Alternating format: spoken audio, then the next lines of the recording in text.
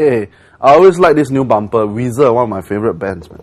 Alright. Back to EPL. Do we have any online comments? Not yet. Okay lah, then go straight back to EPL lah. Okay. Now, I just mentioned before the break, Liverpool league leaders, but something is not right. One thing is, a big major thing is their boss Rafael Benitez, who suddenly on Friday just out of nowhere, just suddenly attacked Alex Ferguson of Manchester United. Just saying he got referee, he sides with the referees. The referees scared of him. He has his own set of rules. All of us like, what the hell? So we thought like, okay, maybe this might be a ploy to take the pressure off Liverpool players. Reading from a script. Reading from a script. Definitely must be a ploy. Put it on himself. And so Liverpool can perform without pressure at Stoke City. And suddenly they didn't show any signs of pressure. But the score line, it was 0-0. They dominated a bit, and then of course hit the post here and there, but no. Stoke City also had their moments, and then it's like with their long throws and stuff, but it's considered they are league leaders, and they lost 2 points at Stoke City. So meanwhile, nobody cares about this match, right? Everybody cares about what Rafael Benitez is ranting on and on about. RJ, has he gone mad? No, I don't think he's mad. I think basically there's signs of pressure. To me, I just felt that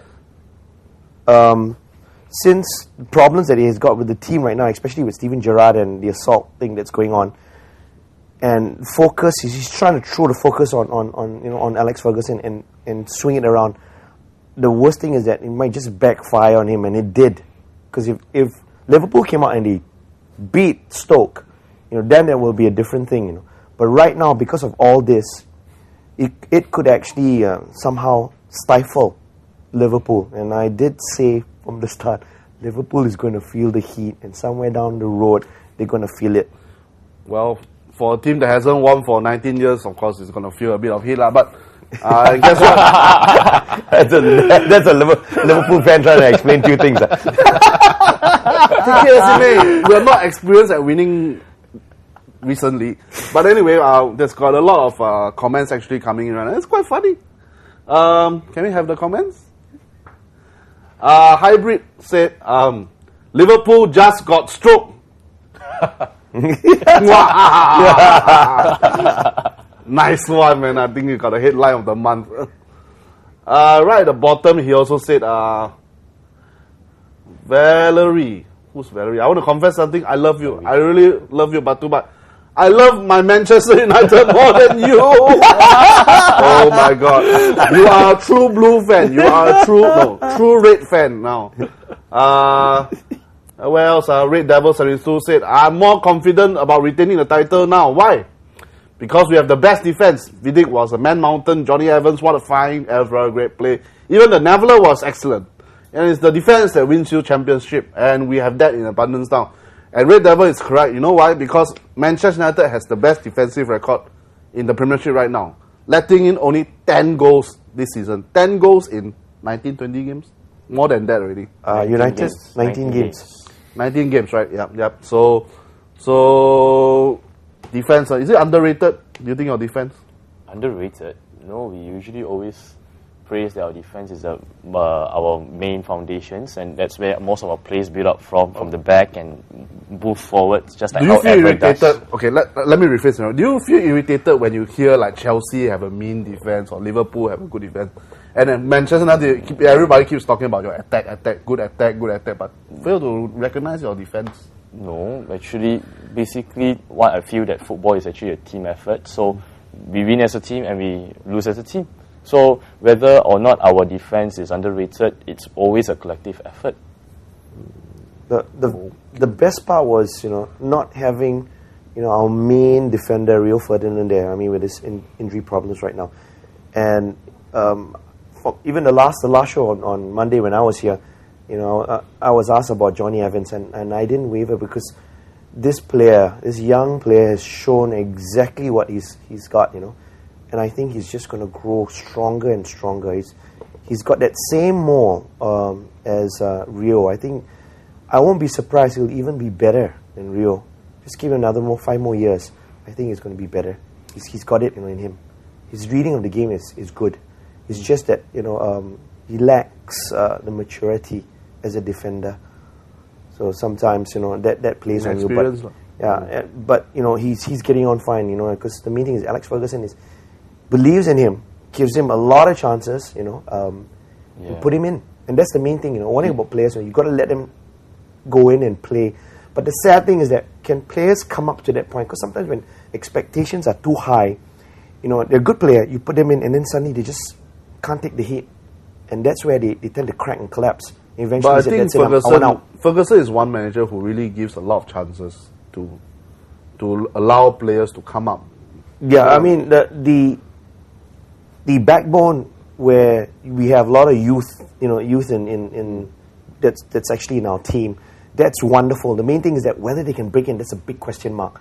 Now, I remember watching a Menu TV, and they were talking about the youngsters, and they said that if the youngsters couldn't break into the first team, they will still have a chance to apply their trade in other clubs, give them a chance to actually go out and do something for themselves, to earn a living and to enjoy their football. And that was the whole thing. If you can break in to the first team, by all means, go for it, because then you have a chance to actually enjoy yourself at Old Trafford, show what you got. I mean, that's the beauty of it. That's football. So things are looking very, very well for the red side of Manchester, and not so good for the red side of Liverpool. Liverpool, next match coming up in the Premiership is none other than Everton.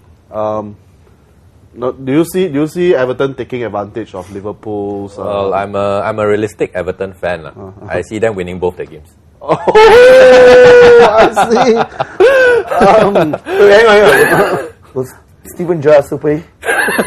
Steven Gerrard's court hearing is sandwiched right in between the two matches. We play them in the league first, then Steven Gerrard goes to the court before we see them again for the FA Cup. Yep. So two Merseyside derbies in a row. Yeah. It's quite a highlight in the Liverpool half. I know they all don't care. Well, it's critical. If Everton beat Liverpool in the Premiership, it plays right into Man U's hands. Oh man! Yeah. But really, seriously, y'all think you all can? Well, why not?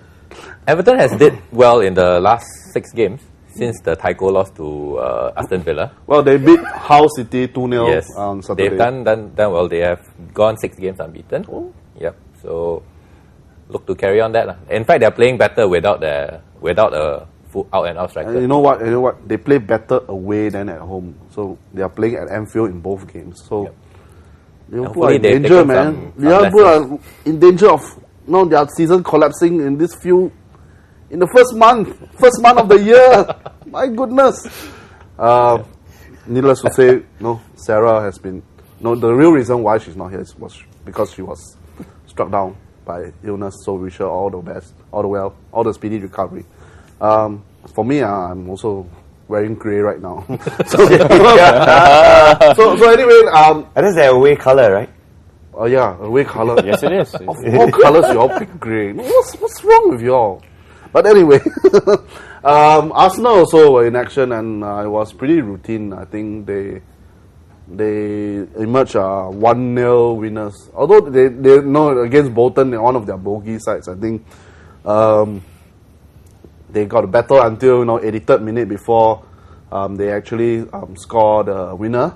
The game was not really that interesting, given that Arsenal are now in 5th position. But the interesting thing was that after the thing, Mr. Wenger had to try to act like a football romantic. He's saying that the Premiership has lost something because all these lousy teams play defensively. They've come up with new methods of playing only a lone striker nowadays instead of last time, going gung ho and putting like two attackers away from home. Now they all try to play smart. And then he said, like that, the Premiership lost a bit of the attacking flair, those in his inimitable French tones, I don't know. I just feel that he's just being sour grapes. What do you think about Arsene Wenger? Does he have a point there, or? Point. He's got a lot of pointers. Definitely.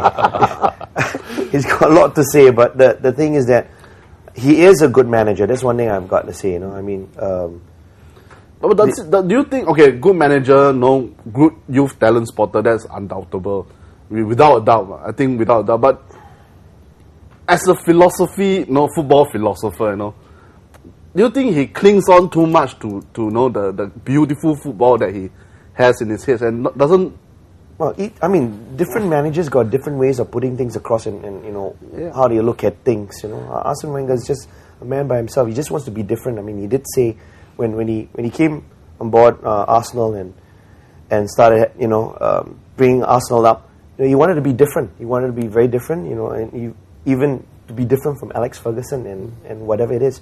He's shown that, but looking at the team itself, there's a lot of youth. It's good, but he's just missing that consistency in his play, which I always felt that some of his senior players, he should have just tried to hold them back because they would have been the key. Can you imagine some of the older players, 2 or 3 of them were still there in the team, would have made a really big difference. Because you got a lot of youngsters when they tend to lose the grip in the game, they tend to just go haywire or just collapse. They don't know what to do, and that sometimes happens to teams. You've seen it in Arsenal, and that's the sad thing. They do very well one game, the next game they're out, and then they try and find themselves, and that's bad, for the team. But that's where Arsene Wenger comes in and shows his quality as a manager to take the team next up. So don't count them out. It's still going to be a little bit of a long run to go. I reckon that Aston Villa will definitely drop points because I don't think they can maintain this sort of strength, going on forward. This streak that they can maintain. So I think Arsenal will come back. The worry is for Chelsea right now. I see Chelsea dropping. They might just drop a little. They'll pick themselves up again. But can the team pull themselves up? I think they would, but it's going to be tough. Now, we see the difference. Look at the back end of the table. You look at, my God, the bottom end. It's so close. Yeah. It is unbelievable. One win you and lose you up. one game, boom, you drop down. You win and then you walk. And I said Edwin is not here. He's got a lot to explain about Spurs. Just got hammered by Wigan. And that's one team I didn't expect, and somehow he's right, somehow they're really struggling, and a team that I thought would be really, really struggling is Newcastle, and they managed to climb up. But can they maintain? That's a big question mark. We'll have to wait and see. So, moral of the story is, see the bottom half better than the top half. It's a big battle. Huge. Much more epic than more like Redcliffe rather than... I'm talking nonsense. Anyway, Benitez. Manchester United, you've got Wenger, who was your big rival for a while. Right now he's a bit under, but he was still a great rival for Manchester United. Then you have Mourinho, and now these two were the major rivals. Do you prefer rivals like Wenger or Mourinho? Mourinho, who's antagonizing and outspoken, but he's got his ways, and he knows. See, the trick of the trade is how you actually put yourself across, especially with the media around. You somehow, got to get them to feel your way, tickle them a little bit, have fun with them, show them what you got, and you play you play the game with them. And Mourinho's damn good at it. Which is why Rafa Benitez's mind games fail, right? Yeah. It's flat. Boom. Big time. Major problem. You are bookish by nature, and then you suddenly... you see me spewing foul language, you also will feel like... there's something out of character of me, right? You never know. But anyway, we go for a short break first. We'll be back with more online comments, and we'll have a look at the tables after that. Okay? See y'all.